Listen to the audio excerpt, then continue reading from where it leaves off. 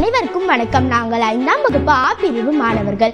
நாங்கள் கடையேழு வள்ளல்களில் ஒருவரான பல்பில் ஓரியும் கொடைத்திறனை உங்கள் முன் குறு நாடகமாக நடித்து காட்ட உள்ளோம்.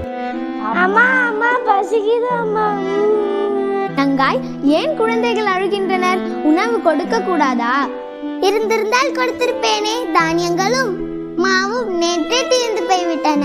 இந்த நிலைக்கு நானும் ஒரு காரணமாகிவிட்டேனே. என்ன செய்வேன்? ஐயனே, நான் ஒரு யோசனை சொல்லட்டுமா? சொல் நங்காய். நீ சொல்லும் யோசனையால் நம் குழந்தைகளின் பசி நீங்கட்டும்.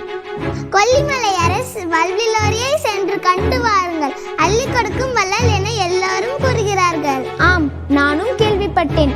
வீரத்திலும் கொடை திறத்திலும் சிறந்தவர். இப்பொழுதே செல்கிறேன். சென்று வாருங்கள். நீங்கள் வரும் வழிகளில் எங்கள் விழிகள் காத்திருக்கும். நான் அரசரை காண முடியுமா? வாலி அரசே, இசைப்பாணர் ஒருவர் உங்களை காண வாயிலில் காத்திருக்கிறார். அவரை விரைந்து உள்ளே அனுப்பவும். அரசர் உங்களை உள்ளே அழைக்கின்றார். கொல்லிமலை கொற்றவா, கொடை திறத்தின் கோமகனே, நீ வாழ்க, உமது படை வாழ்க. அரணையெங்கும் தமிழ் இசையின் புகழ் பரப்பும் பாணரே வருக. வளரத்தும் தமிழ் தொண்டு என்னை நாடி வந்த காரணம். வள்ளலே, வறுமை காரணமாக எமது வீட்டு நடுப்பில் பூனை உறங்குகிறது. உணவின்றி என் இல்லால் மெலிந்து கிடைக்கிறாள். பிள்ளைகளோ காற்றை உண்டு கண்ணில் உயிரை தேக்கியபடி இருக்கின்றனர். மரம் பழுத்து எல்லாருக்கும் பயன் தருவது போல் எம் துயர் துடைத்து உதவுங்கள்.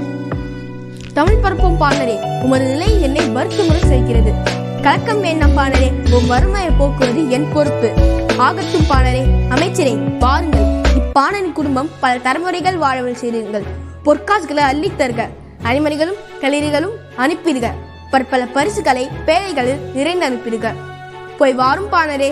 நீரும் உமது சுற்றுத்தாரும் குறைவின்றி நீடூழி வாழ்க. தங்கள் ஆணையின்படியே செய்கிறேன் அரசே. தங்கள் ஆணையின்படி அனைத்தையும் அனுப்பி வைக்கிறேன் அரசே.